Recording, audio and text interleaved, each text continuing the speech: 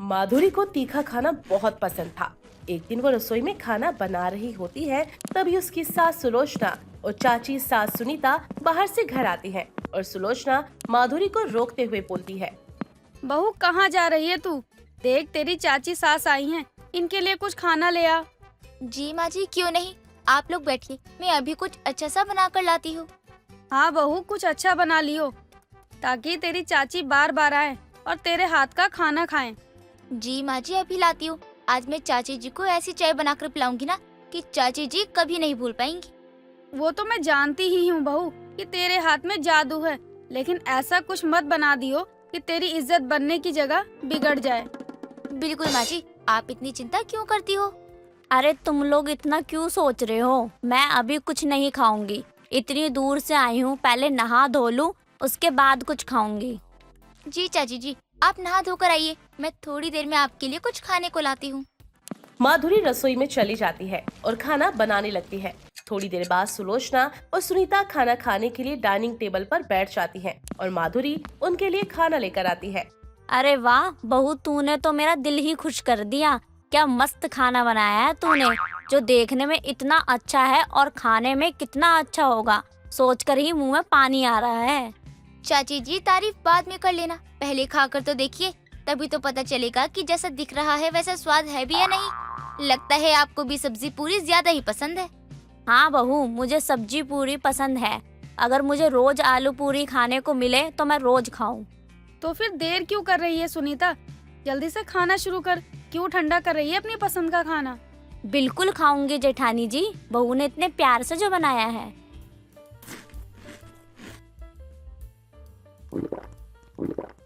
अरे क्या हुआ चाची जी, आप खाते खाते उठ क्यों गई? अभी तो आपको पूरी सब्जी और खानी है। हटा अपनी ये सब्जी पूरी। ये सब्जी पूरी नहीं बल्कि जहर है, जहर। कितनी मिर्ची है इसमें। क्या? ये क्या बोल रही है सुनीता तू?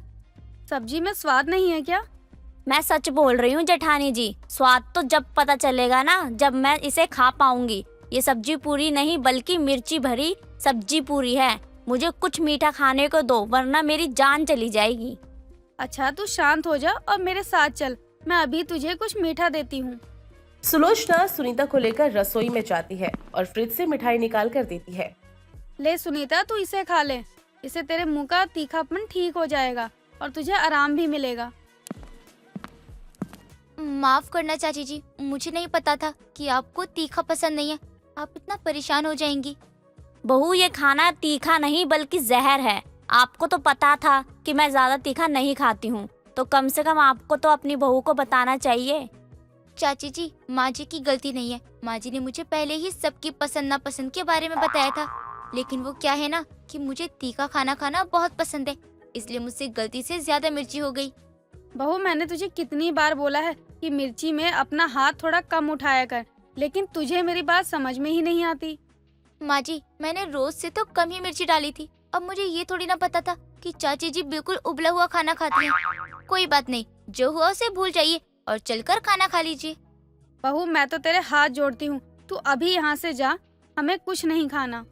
माधुरी वहाँ से चली जाती है। माधुरी के ससुराल वाले उसके तीखे खाने की आदत से बहुत परेशान थे, क्योंकि हर रोज तीखा खाना खाने की वजह से आए दिन किसी न किसी की तबीयत खराब ही रहती। एक दिन उसका पति रुपेश अपना पेट पकड़े अपने कमरे से बाहर आता है और माधुरी से बोलता है। बहुत जोरों की भूख लगी है, कुछ अच्छा सा खिला दो, लेकिन हाँ तीखा कम रखना। ठीक है रुपेश जी, नहीं बनाऊंगी तीखा, सभी लोग मेरे तीखे खाने के पीछे पड़े रहते हो। अरे तुम खाना बनाती इतना तीखा हो ना कि ना चाहते हुए बोलना पड़ जाता है। मैं तीखा नहीं बल्कि चटपटा बनाती हूँ, जो आप लोगों को समझ में नहीं आता है। अच्छा ठीक है, तुम जो बना के लाओगी मैं चुपचाप खा लूंगा, क्योंकि मेरे पेट में बहुत दर्द हो रहा है भूख से। जाती हूँ जी, आप तो बच्चों की तरह पीछे ही पड़ गए हो। माधुरी रसोई में जाती है और थोड़ी देर बाद आलू की सब्जी और जीरे वाले पराठे लेकर अपने कमरे में आती है। देखिए रुपेश जी, मैंने आपकी पसंद का खाना बनाया है, आलू की सब्जी और जीरे वाले पराठे। लाओ लाओ जल्दी लाओ, मुझे बहुत भूख लगी है।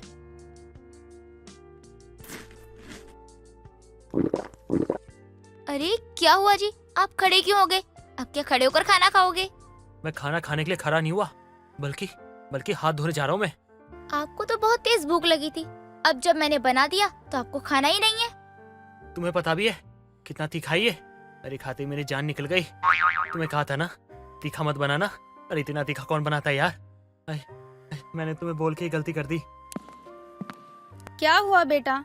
माँ बहुत भूख लगी थी, इसको कहा कि खाना ले आओ। अरे खाने में इतनी मिर्ची भर के लाई कि मेरा मुंह अभी तक चल रहा है। इससे कभी कम मिर्च वाला खाना बना है जो आज बनेगा? तू रुक, मैं तेरे लिए खिचड़ी बना कर लाती हूँ। रहने दो माँ, वैसे भी अब मुझसे कुछ नहीं खाया जाएगा। मैं बाहर जाना जूस पीने के लिए ताकि मुझे राहत मिले। रुपेश कमरे से चला जाता है, जिसके बाद सुलोचना भी अपनी बहू को खरी खोटी सुनाकर वहाँ से चली जाती है और अपने कमरे में खुद से बोलती है, अब बहू का तीखापन खाने की आदत को बदलने के लिए मुझे कुछ न कुछ तो करना ही पड़ेगा। एक काम करती हूँ, इसे कुछ दिनों के लिए अपनी बहन के यहाँ भेज देती हूँ, क्योंकि उसका पति डॉक्टर है और डॉक्टर के घर में तो वैसे भी उबला हुआ खाना खाते हैं। ना ये वहाँ तीखा बना पाएगी और ना ही खा पाएगी। शायद इसका तीखापन कम हो जाए। सुलोचना अगले दिन अपनी बहू को लेकर अपनी बहन सुमित्रा के घर जाती है और माधुरी को रसोई में चाय बनाने के लिए भेजकर सुमित्रा को सारी बातें बताते हुए बोलती है, दीदी, आप मेरी बहू को अपने घर रखेंगे कुछ दिन के लिए? मुझे पूरा यकीन है कि अगर माधुरी आप लोगों के साथ यहाँ रहेगी तो शायद तीखा खाना कम कर देगी, क्योंकि जब मिलेगा ही नहीं तो खाएगी क्या? क्या हुआ दीदी, आप इधर उधर क्यों देख रही हैं? कोई दिक्कत है क्या? आप मेरी बहू को अपने पास नहीं रखना चाहती क्या? नहीं सुलोचना, ऐसी बात नहीं है। वो क्या है ना, हम सभी फैमिली वाले रिलेटिव की शादी में जा रहे हैं, कुछ दिन बाद ही आएंगे, तो बहू को ऐसे अकेले छोड़कर जाना ठीक नहीं लग रहा है। दीदी, ये तो बहुत छोटी सी बात है, इसमें क्या परेशान होना। जब आप लोग शादी से वापस आ जाएंगे मैं तब माधुरी को ले आऊंगी। हाँ, ये भी ठीक रहेगा। कुछ देर बाद सुलोचना अपनी बहू को लेकर घर पर वापस आ जाती है और 1 महीने के बाद दोबारा लेकर जाती है। उसी बीच उसे अपने रिश्तेदारों से पता चलता है कि उसकी बहन झूठ बोल रही है, जिसका उसे बहुत बुरा लगता है और वो सुमित्रा को अकेले में ले जाकर बोलती है, दीदी, मुझे एक बात नहीं समझ में आई, आपने मुझसे झूठ क्यों बोला कि आप अपनी फैमिली के साथ शादी में जा रही हैं? अगर आपको मेरी बहू को अपने साथ नहीं रखना था तो आप पहले ही मना कर देती। सुलोचना, तुम गलत समझ रही हो। बात ऐसी है, जब तुम अपनी बहू को लेकर आई उस समय मैं बहुत तीखा खाती थी, तो तुम्हारी बहू क्या ही समझती। तो आपने पहले क्यों मना किया? पहले और अब में क्या फर्क है? फर्क ये हुआ कि उस दिन के बाद मैंने तीखा खाना बंद कर दिया। धीरे धीरे 1 महीने में मेरी आदत छूट गई। अब तो मैं तेरी बहू को भी बोल सकती हूँ कि इतना तीखा खाना अच्छी बात नहीं है। अपनी बहू का तीखा खाना छुड़वाने के लिए सुलोचना अपनी बहू को यहाँ पर छोड़ देती है और 1 महीने के बाद जब वो उसे वापस लेकर अपने घर पर जाती है तो वो पहले से भी ज्यादा तीखा खाना बनाने लगती है और पूछने पर वो सबको बताती है कि उसने अपने साथ साथ उन लोगों को भी तीखा खाना सिखा दिया है। जिसे सुनकर सुलोचना अपना सर पकड़कर हॉल में बैठ जाती है और माधुरी हंसते हुए वहाँ से चली जाती है। सोनम पहाड़ी लड़की थी जो कि दिल्ली शहर में रहती थी। सोनम के सामने वाले घर में सुहासिनी नाम की एक औरत अपनी बेटी ज्योति के साथ रहती थी। सोनम और ज्योति काफी अच्छे दोस्त भी थे। एक दिन सोनम अपने घर में अपनी माँ करुणा के साथ बैठी होती है, तभी ज्योति वहाँ पर चावल के फर्रे लेकर आती है। अरे ज्योति बेटा, यहाँ आओ, बैठो। आंटी जी, वो आज हमारे घर में चावल के फरे बने हैं, तो बस मैं वही आप दोनों के लिए लेकर आई हूँ। चावल के फरे? वो क्या होता है? मैंने पहले तो कभी नहीं खाए। माँ, आप क्यों नहीं बनाती हो ये? अरे जब हमारे पहाड़ में ऐसा कुछ बनता ही नहीं है तो मैं कैसे बना दूं? बेटा, वैसे ये होता क्या है, कैसे बनता है, जरा मुझे भी बता, मैंने भी बहुत सुना है इसके बारे में। आंटी जी, ये चावल के आटे से बनता है। हमारे यूपी में तो सब लोग बहुत चाव से खाते हैं। इसमें आपकी मर्जी होती है कि कौन सा बनाना है, दाल वाला या फिर आलू वाला। मैं आपके लिए दोनों ले आई हूँ। अरे वाह माँ, इसमें तो ऑप्शन भी है, दाल वाला और आलू वाला। ज्योति, दो तो जरा मुझे। ज्योति सोनम को फरा देती है। जैसे ही सोनम वो फरा खाती है, सोनम को फरा बहुत अच्छा लगता है और वो एक एक करके काफी ज्यादा खा जाती है। ये देखकर करुणा कहती है, अरे सोनम, थोड़े बहुत अपनी माँ के लिए भी छोड़ दे, मुझे भी तो चखने दे कि होते कैसे हैं आखिर ये। माँ, मैंने चख तो लिए, बहुत मस्त है माँ, मुझे तो आलू वाले ज्यादा पसंद आए। ज्योति, तुम्हारे घर तो और भी बने होंगे ना, मेरे लिए ला दो ना, मुझे बहुत अच्छे लग रहे हैं। लाने तो वैसे भी पड़ेंगे क्योंकि करुणा आंटी ने खाए ही नहीं है। सब तुम ही खा गई। आंटी ने तो टेस्ट भी नहीं किया। आंटी के लिए तो लाना ही पड़ेगा ना। माँ, ज्योति से आप पता कर लो कैसे बनते हैं चावल के फरे, क्योंकि अब तो मैं यही खाने वाली हूँ। मुझे तो बहुत अच्छे लग रहे हैं। ज्योति, तुम पूरी रेसिपी बता दो ना माँ को। हाँ, बस माँ को बता दो। अरे कभी तो ये भी बोल दिया करो कि माँ मैंने ये आपके लिए बनाना सीखा है। हर वक्त माँ आप ये कर दो, माँ आप वो कर दो। माँ, शादी के बाद तो सब मुझे ही करना होगा ना वहाँ, तो बस इसलिए मैं कुछ नहीं करती। वरना तो आप जानती हो कि आपकी बेटी इतनी भी कामचोर नहीं है। थोड़ा बहुत तो आता ही है मुझे। हाँ हाँ, मुझे अच्छे से पता है तुझे कितना आता है। मुझे तो लगता है ना कि मैं तेरे हाथों का कभी कुछ खा ही नहीं पाऊंगी। फिर सीधा तो अपने ससुराल में ही बनाएगी सब कुछ। मेरी प्यारी माँ, आप इतना गुस्सा क्यों हो? अरे मैं हूँ ना, मैं आपके आटे के फरे बनाऊंगी। हाँ आंटी जी, और इस फरे को बनाना मैं सिखाऊंगी। सब लोग बातें करने लगते हैं और ऐसे ही कई दिन निकल जाते हैं। कुछ दिनों बाद सोनम ज्योति के घर आती है और ज्योति से कहती है, आज मुझे फरे खाने का बड़ा मन है और आज तो मुझे सिखाएगी कि फरे कैसे बनते हैं। फिर तो तू एकदम सही टाइम पर आई है। आज ही माँ ने चावल का आटा लिया है। लगता है भगवान भी यही चाहते हैं कि मैं फरे बनाना सीख लूं। तो अब देरी किस बात की? चल मैं तुझे बताती हूँ कैसे बनाते हैं। ज्योति जैसे जैसे बताती वैसे वैसे सोनम अब फरा बनाए जा रही थी। कुछ देर बाद फरा बन जाता है तो सोनम फरा लेकर अपने घर जाती है, जहाँ करुणा, एक कर्मा नाम की औरत और उनके बेटे माधव के साथ वो बैठी थी। सोनम को देखकर करुणा कहती है, यही है मेरी बेटी सोनम। सोनम, तो 2 मिनट अंदर चल मेरे साथ। करुणा सोनम को लेकर कमरे में जाती है और सोनम से कहती है, सोनम, तुझे देखने लड़के वाले आए हैं। तेरी मासी ने मुझे बताया था कि आज लड़के वाले आएंगे। मैं तुझे बताना भूल गई, अभी थोड़ी देर पहले ही आए हैं ये। माँ, लेकिन मेरी शादी वो भी इतनी जल्दी? माँ, आपको तो पता है ना, मुझे इतनी जल्दी शादी नहीं करनी है। फिर आपने मासी की बात क्यों मान ली?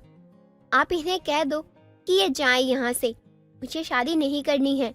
तेरी अंदर जरा सा भी दिमाग नहीं है ना?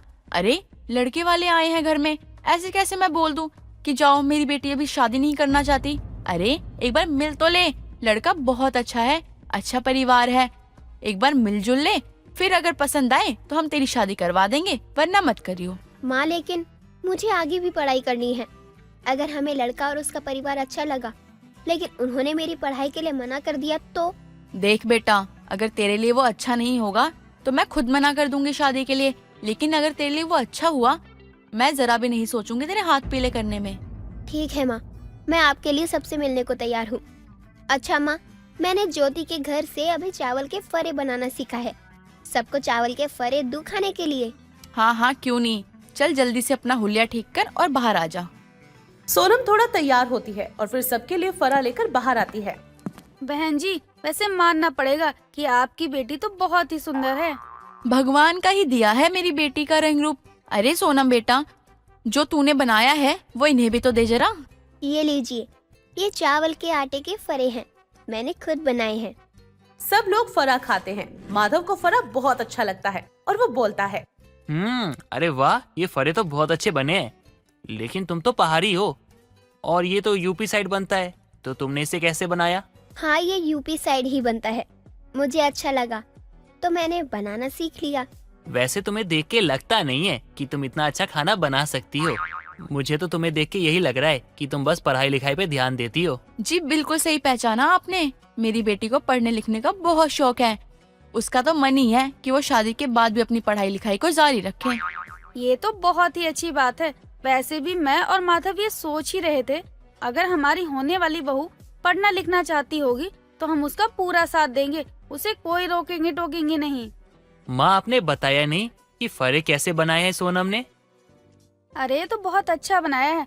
लगता है सोनम भी फरे की बहुत ही शौकीन है, तभी तो इतना अच्छा फरा बनाना सीख लिया। सब लोग आपस में बात करते हैं और आपसी सहमति से रिश्ता भी तय हो जाता है। कुछ दिनों बाद सोनम और माधव की शादी हो जाती है और सोनम बहू बनकर अपने ससुराल चली जाती है। ससुराल में जाने के बाद सोनम वहाँ सब कुछ अच्छे से संभालने लग जाती है। कुछ दिनों बाद सोनम ने सबके लिए फरे बनाए थे। अरे वाह बहू, आज फरे बनाए हैं। लगता है फरे की शौकीन बहू का शौक अभी तक खत्म नहीं हुआ। माँ जी, फरा तो मुझे बहुत पसंद है। वो तो ससुराल में आई हूँ इसलिए अब इतना नहीं बना रही। यहीं अगर अभी मैं कुंवारी होती ना तो रोज ही फरा बनाती मैं, और वो भी धनिया पुदीने की चटनी के साथ। हाँ तो बहू, यहाँ कौन सा तुझे कोई पाबंदी है, बना लिया कर। माँ जी मुझे डर लगता है कहीं आप मुझे डांटो ना। बहू ये क्या बात हुई? अगर तुझे कुछ अच्छा लगता है तो उसमें मैं क्यों तुझे सुनाऊंगी। अपनी सास के कहने के बाद तो सोनम अब हर रोज ही फरा बना दिया करती थी। ऐसे ही कई दिन निकल जाते हैं। कुछ दिनों बाद सोनम ने फरा बनाया था कि तभी वहाँ सोनम के ससुर जी मोहनदास आ जाते हैं। मोहनदास जी गांव से आते हैं। सोनम सर पर पल्ला रखती है और अपने ससुर जी के पैर छूती है।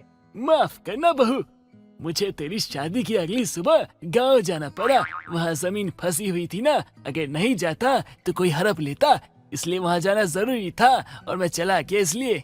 अरे ससुर जी क्या बात कर रहे हैं, वहाँ आपकी ज्यादा जरूरत थी। अरे मैंने अब तक तेरे हाथों का कुछ खाया कहाँ है, अब आया हूँ तो कुछ अच्छा सा बढ़िया सा बना के खिला दे ताकि मेरा मन भर जाए। और हाँ, कुछ अच्छा सा बनाइयो।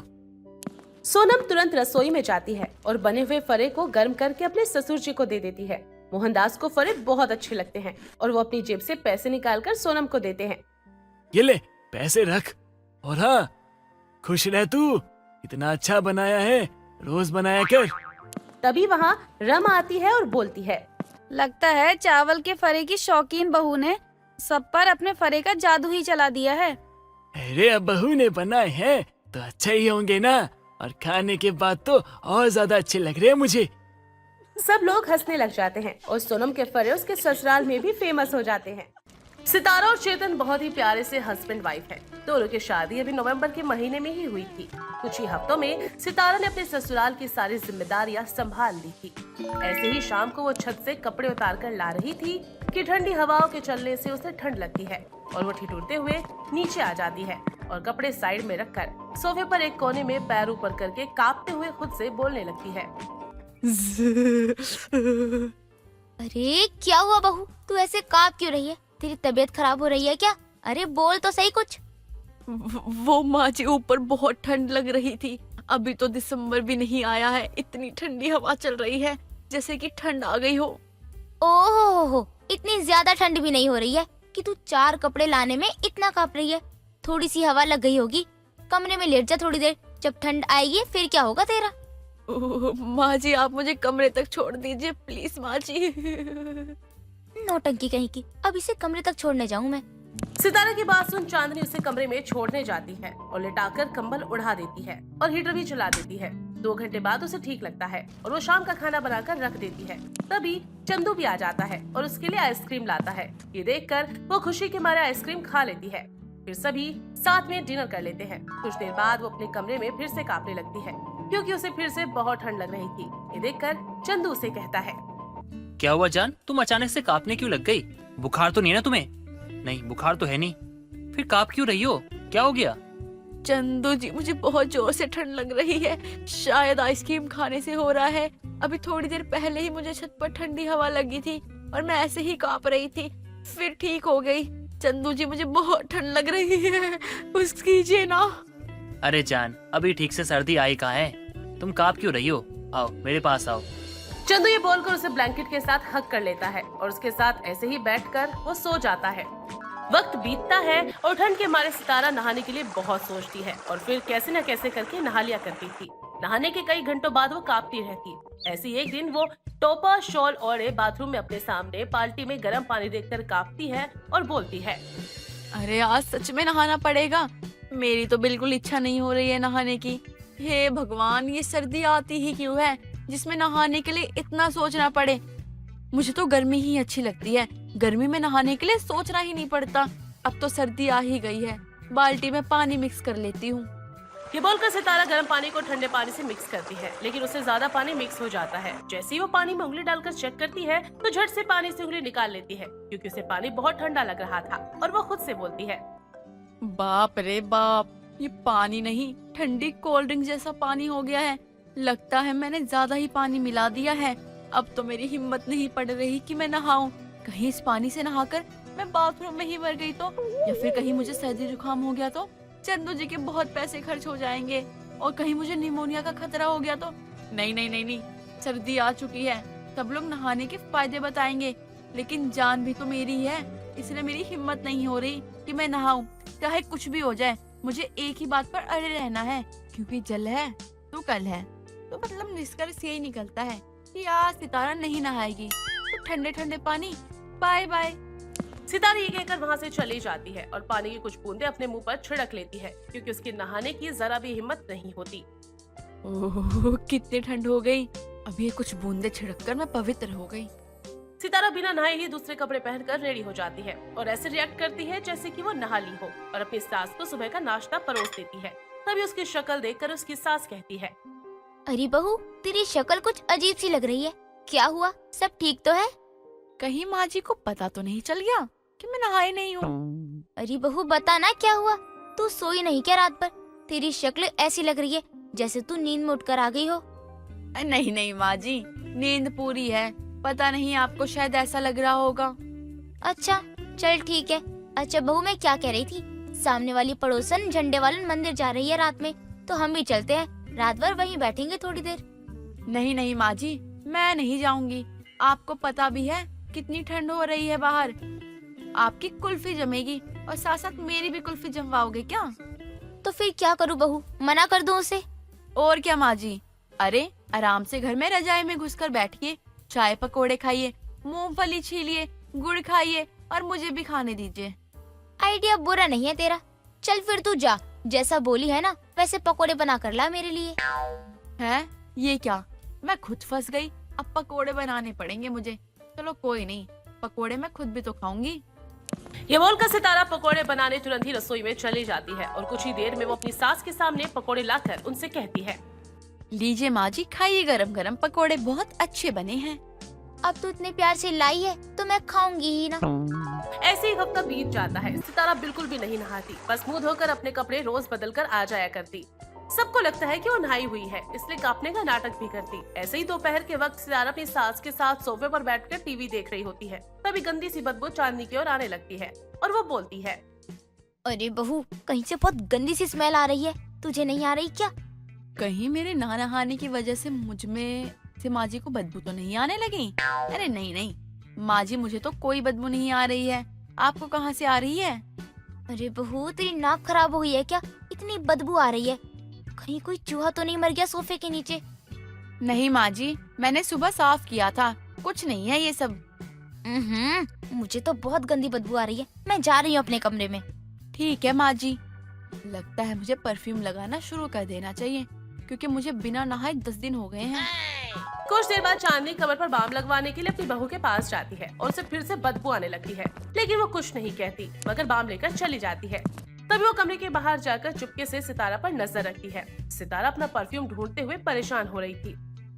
जब भी कोई काम की चीज चाहिए होती है तभी पता नहीं क्यों नहीं मिलती है वो। अब कहाँ गया ये परफ्यूम? अगर ये नहीं लगाया तो माँ जी को पता चल जाएगा कि मैं नहाई नहीं हूँ। इसका मतलब मैं सही थी, वो गंदी बदबू बहू में से ही आ रही थी।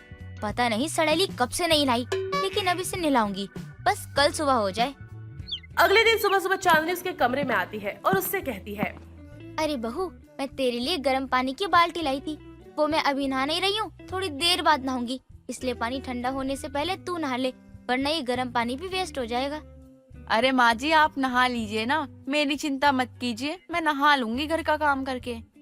अरे नहीं बहू, तू ही नहा ले इस पानी से, तुझे पता है ना बिजली का बिल कितना आता है, जा नहा ले, पानी ठंडा हो रहा है। पता नहीं माँ जी को बेचैन नहीं है जो मेरे लिए पानी लाकर रख दिया। वैसे इनसे कुछ उठता नहीं है और अब ये भारी बाल्टी उठाकर लेकर आई हैं। ठीक है माँ जी, मैं नहाने जा रही हूँ। ये बोलकर जब सितारा अपनी नहाने की बाल्टी बाथरूम में रखती है तो चांदनी बाहर कान लगाकर सुनती है ताकि उसे नहाने का शोर आए और पता चल जाए, लेकिन ऐसा कुछ होता नहीं है। सितारा पानी फैलाकर मुंह पर पानी छिड़ककर जल्दी से बाहर आती है और कांपने का नाटक करती है। चांदनी को बाहर आने का पता लगता है और वो 4 कदम पीछे हो जाती है और अपनी बहू को देखकर कहती है, अरे बहू, तू नहाई नहीं क्या अभी तक? कैसी सूखी सूखी सी लग रही है। अरे नहीं माँ जी, मैं तो नहा ली पूरी। आप यहाँ कैसे? आप गई नहीं क्या? अरे बहू, मैं तेरा यहीं बैठकर इंतजार कर रही थी, लेकिन तू मुझे अभी भी ठीक नहीं लग रही है। वो चमक है ही नहीं तेरे चेहरे पर नहाने की, इसलिए 1 बाल्टी गर्म पानी और है, ये ले, इस बार अच्छे से नहा कर आई हो, चल जा। अरे माँ जी, पर मैं नहा ली, बार बार जाओ क्या? माँ जी, नहीं नहाना मुझे। बहू चल जा और नहा करा, और अच्छे से नहा कर आई इस बार। सितारा ना चाहते हुए भी दोबारा बाथरूम में जाती है और बाल्टी रखकर परेशान होकर खुद से कहती है, माँ जी लगता है मुझे बिना नहलाए तो मानेंगे नहीं। अब तो वो शायद मेरे बाथरूम के बाहर ही हैं, इसलिए अब मुझे सावधान रहना पड़ेगा और यकीन दिलाना पड़ेगा कि मैं नहा ली हूँ। ये बोलकर सितारा मग में से गर्म पानी लेकर जमीन पर डालती है और ड्रामा करते हुए कहती है, आह, वही माँ कितना ठंडा पानी है। हे भगवान, मुझे बहुत ठंड लग रही है। अब की बार तो नहाना ही पड़ेगा मुझे। ठंडी। इस तरह पानी फैलाकर आवाज करके नहाने की एक्टिंग करती है और बाहर कान लगाकर सुनते हुए चांदनी बोलती है, चलो आखिरकार बहू नहा ही ली, मेरी तरकीब काम आई। कब से घर में बदबू फैला रही थी बिना नहाए ये। चांदनी को इस बात का धोखा हो जाता है, जबकि असल में सितारा नहाती ही नहीं है, बस अपनी सास के साथ चालाकी करती है। सितारा बाहर आती है और कहती है, माँ जी मुझे बहुत ठंड लग रही है, थोड़ी देर मैं धूप में बैठ रही हूँ, अब आप भी नहा लो। ठीक है बहू। ये बोलकर चांदनी खुद भी नहा लेती है और धूप में बैठने छत पर आती है। अपनी बहू को खुद से बात करते हुए सुन लेती है, जिसके बाद चांदनी को फिर से यकीन हो जाता है कि उसकी बहू नहीं नहाई। अब वो उसको नहलाने के लिए अगले दिन उस पर जानबूझकर बाल्टी से पानी फेंक देती है, जिसके बाद सितारा को बहुत ठंड लगती है और वो कहती है, अरे माँ जी ये क्या किया आपने, मुझे गीला कर दिया जानबूझकर। आपको पता है ना मुझे नहाना नहीं पसंद, पता नहीं कल से आप मेरे पीछे क्यों पड़ी हो। अरे बहू मैंने जानबूझकर नहीं किया, तू अचानक से सामने आ गई। मैं तो हॉल धो रही थी और पानी तुझ पर चला गया, और देख तू तो पूरी गीली हो गई। जा जल्दी से नहा ले। अब तो बहू पूरी गीली हो गई है, अब तो इसे नहाना ही पड़ेगा। इस बार सचमुच में सितारा को नहाना पड़ता है और इस बात से वो काफी चिढ़ जाती है और अपने पति से सास की शिकायत करती है। जिसके बाद चंदू बोलता है, माँ आपने ऐसा क्यों किया? सितारा पे पानी क्यों डाला आपने? बेटा मैंने जानबूझकर नहीं किया, बहू अचानक से सामने आ गई थी। नहीं चंदू जी, माँ जी झूठ बोल रही हैं। अच्छा ये छोड़, तो मैं क्या करती? तुझे बहू अजीब नहीं लग रही थी क्या? इतने दिन से नहाई नहीं थी। अरे इसके शरीर में खुजली हो रही थी, रेशेस, ये कोई परेशानी हो गई थी, और ये 15 दिन से नहाई नहीं थी। मैंने खुद इसके मुंह से सुना है। क्या सच में माँ? हाँ बेटा, अगर ये एक दिन छोड़ के एक दिन नहाए ना तो भी कोई बुरी बात नहीं है। मानती हूँ सर्दी है, रोज मत नहा, पर इतने दिन थोड़ी ना। बहू घर की लक्ष्मी होती है, रोज पूजा पाठ भी बिना नहाए धोए अच्छा नहीं लगता है ना, इसलिए समझा रही हूँ अब इसे। चांदनी की बात सुनकर सितारों को अपने किए पर पछतावा होता है और वो उसकी बात सुनकर सर्दी में अच्छे से नहाना शुरू कर देती है, जिसके बाद सब ठीक हो जाता है।